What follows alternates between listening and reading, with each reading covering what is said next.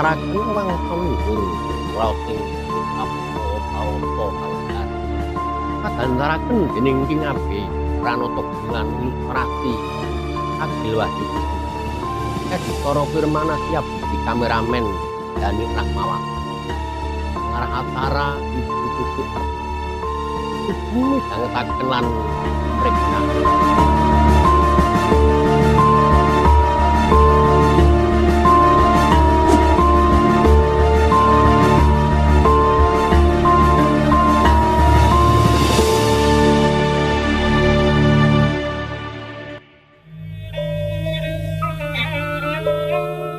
Risang Maha Yogi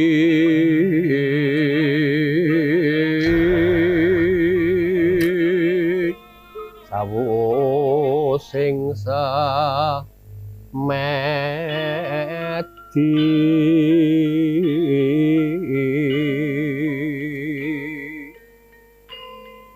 mungguing patrapaan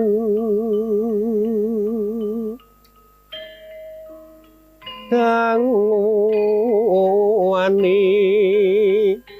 ngali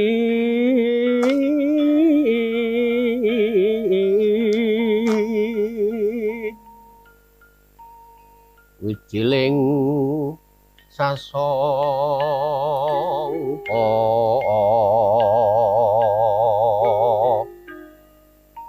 saking anggraning wukir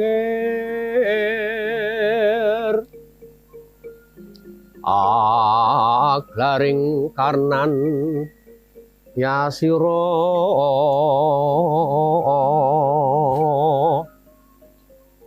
alon wijiling kang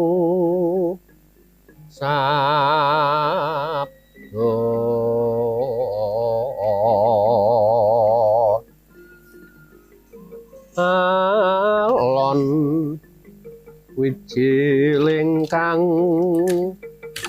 sabda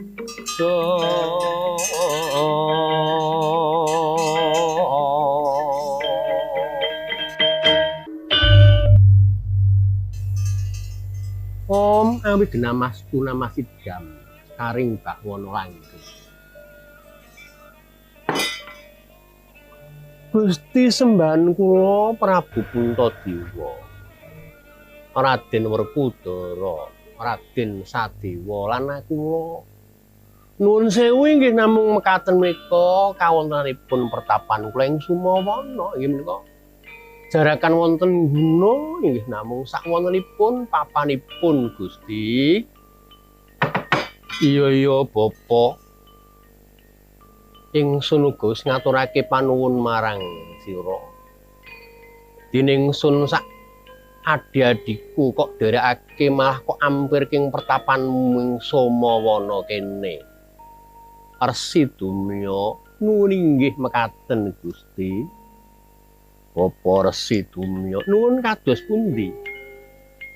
Tak sawang desamu ing Sumawana kene kok katon angles ora padha bingar.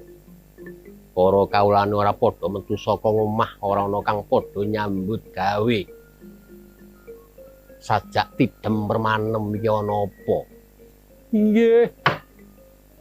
Raden Dusun Sumawana menika nembe ke taman pagebluk, nembe ke taman sesakit. Lara apa Sang Resi? Inggih. Sakit menapa Sang Resi? Menika adi kula pun Sadewa menika radi pinter dados tabib mbok bilih saged marasaken tiyang ingkang sami sakit. Nggih. Kirangan menika sakit menapa nanging raosipun dhateng salira menika antres kekes. Ngaten lho. Sami pilek, sami pating greges saliranipun, loyo mboten saged tumandang. Penemban para Pandhawa cacah 5 iku mau padha duwe keluyan dewi-dewi. Yai Arjuna iku mau pinter babakan olah kalungitan, olah kawruh saliring ngereh sekti mandraguna prawira jayeng palugon. Orkudara iku mau gagah perkasa, sentosa dada bau. Dene wurageling Pandhawa Sadewa iku mau kaya kang wis diaturake Yayi Nakula iku mau bisa nenambani saliring lara. Menengaken satunggal kleresan Gusti monggo kepareng nambani sakitipun para kawula ing Somawana.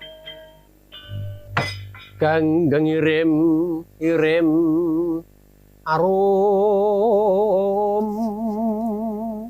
kunjung merut nganan ngiring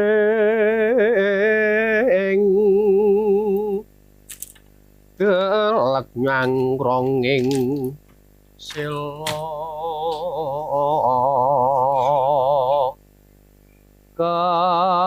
kakuwunge angalingi kayu apune anamar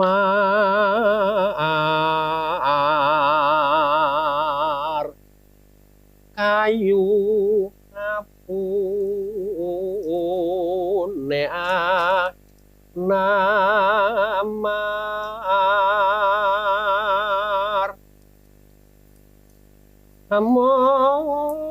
mongso kalalar keli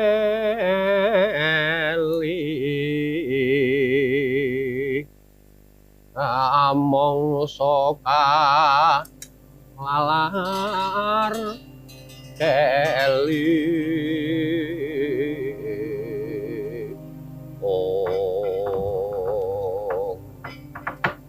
amit-amit sang resi dumya kula ingkang sowan resi kula ingkang sowan bapa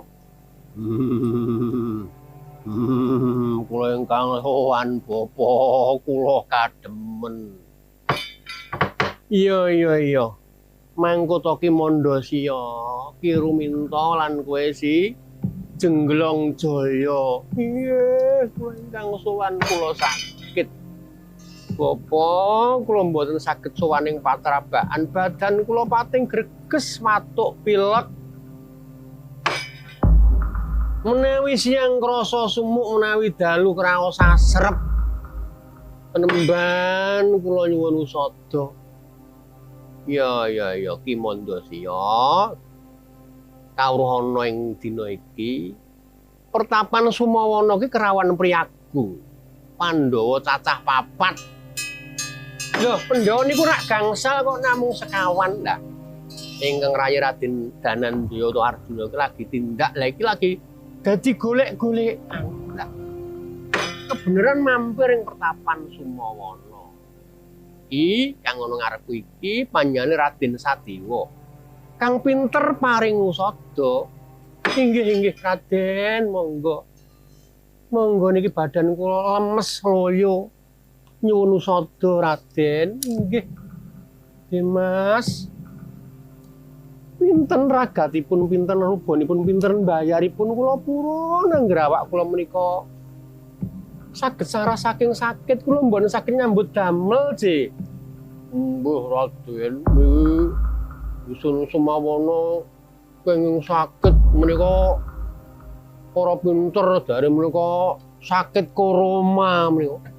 Sakit koroma badan niku sami angkres atis saliranipun wautuk kaliyan pilek. Ngene ya para kawula kabeh. Kawono. Pagebluk Mayangkara iki jatine ana kang gawe. Lho. Sinten ingkang damel, Den? Ana, ora perlu tak kandhake ngono kok ndak nekake fitnah. Ing tembe bakal muncul sapa sing gawe. Ana danyang desa kang serik marang Bapa Begawan Resi Dunya. Tundhone ya nyebar lara lan nyebar pagebluk. Lah bakune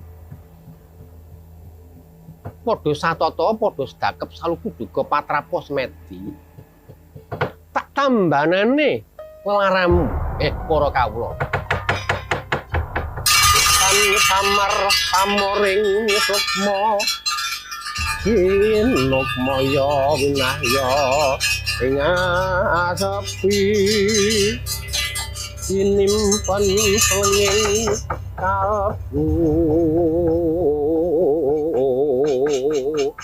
cakep saluku juga Raden Sadewa satu titisaning Sang Hyang Aswin yewataning kesarasan natwa semana wong desa Sumawana taman tenung pagebluk saking Nyai Dukun Kalimantraksi ingkang dayanipun 7 teluh tenung damel sangsaranipun tiyang sak dusun ketaman aji kesarasan saking Raden Sadewa sirna larut suh asta saking Raden Sadewa ora giling para Pandhawa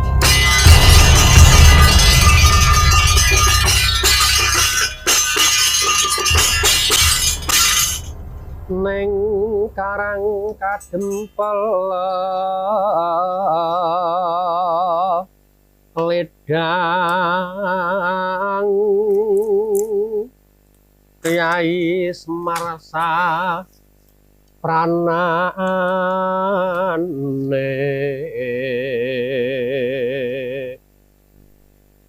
angun dwi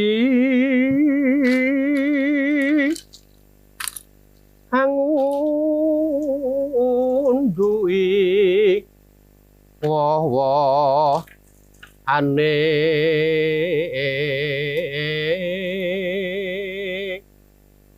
polo kapendhem polo simpar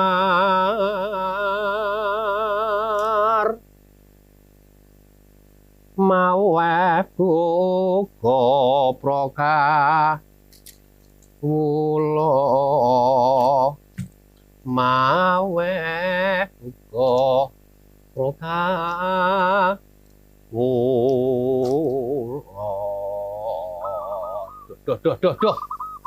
doh truk piye Kang awakku kok ya krasa anyep apa ketularan pagebluk wong desa Sumawana kene ya truk wis toh aja omongan sing ora-ora kandha nek waras ngono sebab mandi-mandining pandonga mandining pangucap mau ora kaya nek dongane dhewe ya Kang Gareng waduh rahayu selamat kok nek alangan apa-apa aku gumun lho Kang jarene ngendikane Ndara Sadewa kuwi wong pagebluk ning kene iki ana sing gawe lho.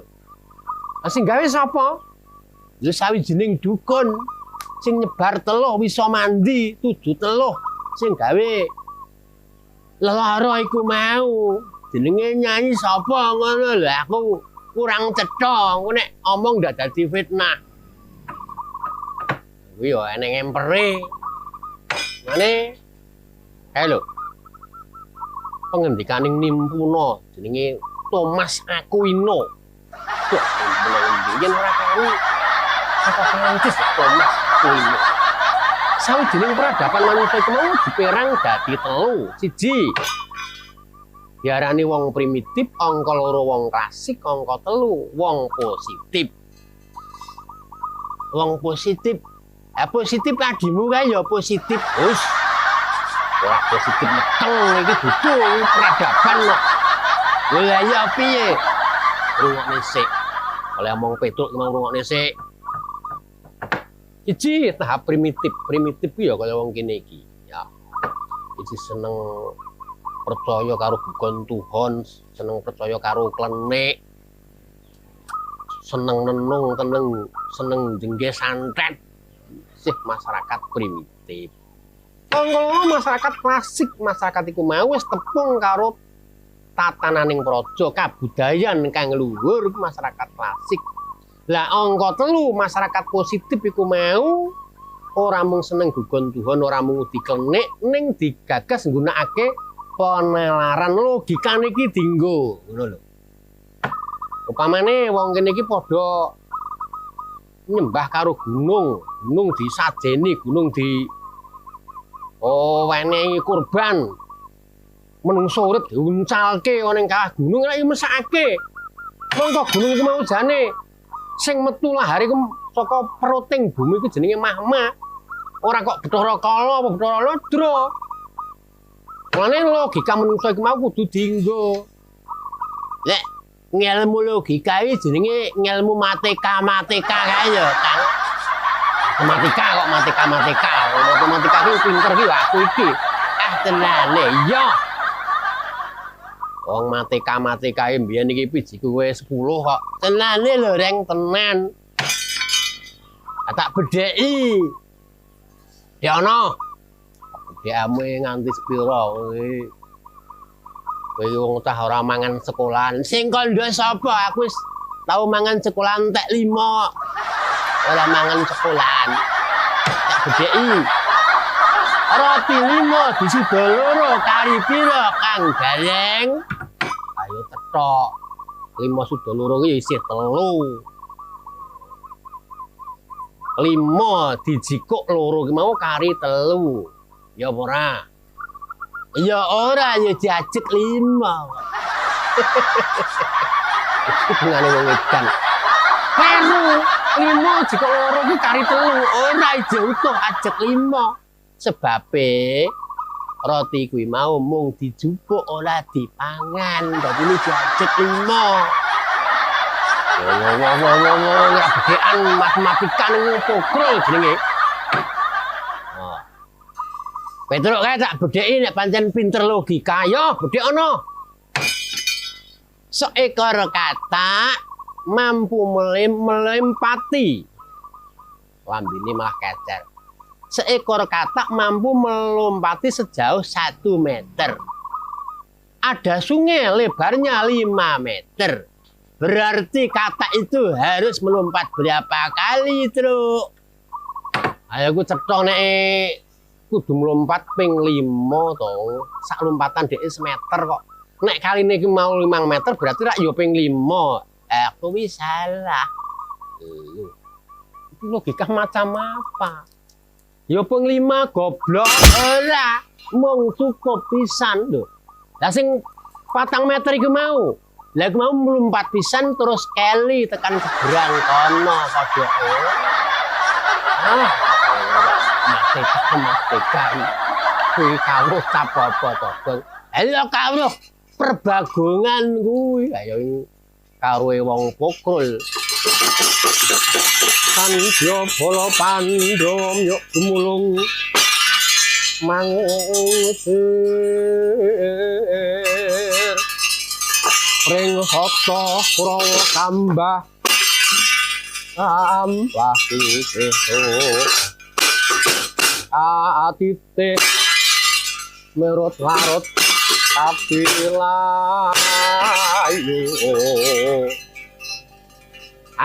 hanya batupat Lodra Mas Patik Raja Dewa. Wah, lah kaliman traksi disepelekke karo bocah nom-noman keparat. Aku wis dukun tuwa ana kene iki, dukun senior ana kene. Lah kok malah aku disepelekne karo Sadewa. Wong loro-loro iki mau wis tak gawe sebab saka srikku karo Resi Dumya. Resi Dumya iki mau semuti suci wong-wong kon do ibadah. Wong kon padha manembah mongko aku mau ngagungake Bathara Kali bodhone Sang Hyang Kala. Padha dikotbahi didakwahi manembah karo Gusti Kang Akarya Jagat. Nek aku manembah kaya Resi Dumya manembah marang Gusti Kang Akarya Jagat kabeh ngelmuku ora ya ilang kabeh ngono keparat. Aku nyebar teluh brojo, aku nyebar tenung pageblok Roma. Malah diwaraske karo sing jenenge Sadewa Uragil para Pendhawa titi sing Bathara Aswin keparat. Kabeh anak buahku, ayo diserbu. Pertapane Resi Dumya iki rusakan cara-ciren. Yen pelobongan kabeh rata anak karo lemah yo le. Anak-anakku para anak buahku para dukun. Para tabib rusaken. Marsi bumi ayo padha maju kabeh ayo. Maju to. Wah, ya kudu karepe dhewe wae. Ya iki wingi sore wani-wani nyampuri perkarane wong desa Sumawana. Ayo, endi sing jeneng Sadewa? Ayo. Ya biar kaget aku. Mah jedul sapa le kowe? Aku Joko Kawung. Joko Kawung. Iki bangsane pendhita apa bangsane apa? Aku cangkrik Resi Dumya. Arep ngopo? Goleki Sadewa. Yen wis kepethuk arep mbok kono apa? Apa kuwi arep njaluk tamba ora? Yen petuk Sadewa arep tak cites. Wani-wani nyampuri perkarane Nyai Kalimantraksi. Nambani wong sing do lara-lara. Menungso Majnun. Aku ngerti kowe iki preman jenenge Jolodong kae. Iya, pancen iya. Wong lara tambani kok malah mbok murinani iki. Wis dadi karepe guruku Nyai Kalimantraksi. Wah, cangkeme. Wah, mati. Aduh. Mati aku. Pemangsane wedi karo bocah. Wangi karo kepala preman kampung barat. Lu. Kamu le. Yo. Bro.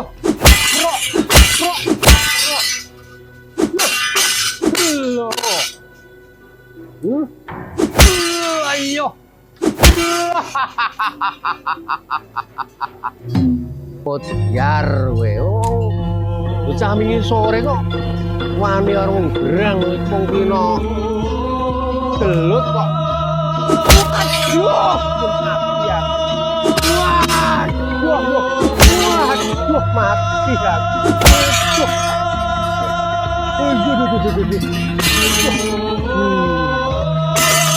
Rampal gitu.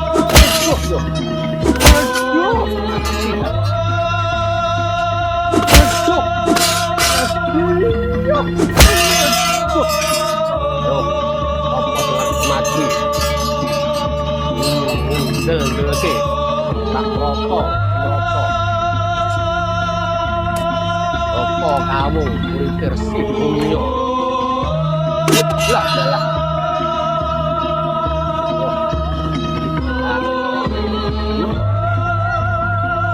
Boyo merti. Tambane Pak Guru malah bilani wong antara apa niku pripun. Pokan banget.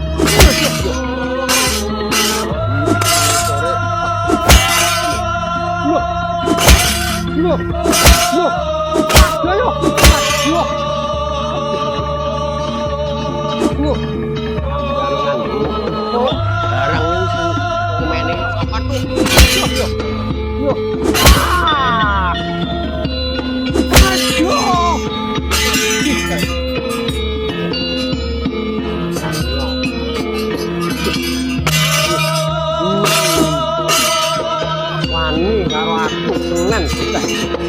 Wani apa?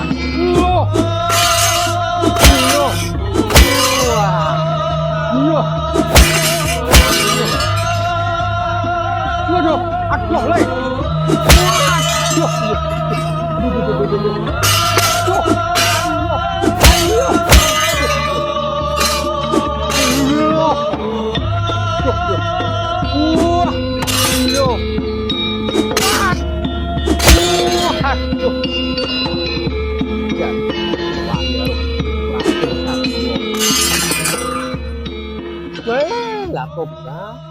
Tobat. Kok anak buahku kalah kabeh ndi sing jeneng Sadewa ki ngendi ndang metu rene. Wes jan nganyelke tenan. Ndi sing jeneng Sadewa ki ndi? Aja ndadak ndelik. Iki ora aku wedi karo sing jenenge Sadewa, ayo surak mrata Jaya mrata. Iki Nyai Kalimantraksi. Aku Sadewa ki aku Nyai. Ora usah gawe kurban para tantri, aku wae mangsan. Wah, ladalah. Lakon dadi mangsan. Ah. Ah. Ah. Ah. Ngelmu singa barong. Ngelmu singa barong, ngelmu gelap ngampar. Ayo tak gugah ngelmu kumetuwa kawan. Ayo. Tenung nggih santet tempuan Raden Sadewa Patenana. Diteken Raden Sadewa. Madwa. Madwa tenung. Madwa tenung nggih santet. Patenana Sadewa, Patenana Sadewa. Saksana ngedalaken tenung nggih santet Nyai Dukun Kalimantraksi nyebar tenung teluh braja Ketaman Nadirahayu Sirna Margolai Yomaraja Jaramulya Yomarani Ramalya Yasyaca Yasiya Yasi Dosa Sadumiya Yomaraja Jaramulya Rahayu, Rahayu, ini Raden Sadewa. Waduh, waduh, waduh, waduh, waduh.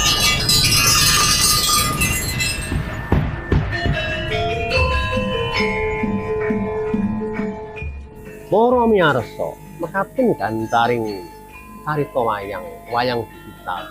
Nyabisa kandha nyuwun pamit mugi pangganing minggu ngajeng. Nuwun.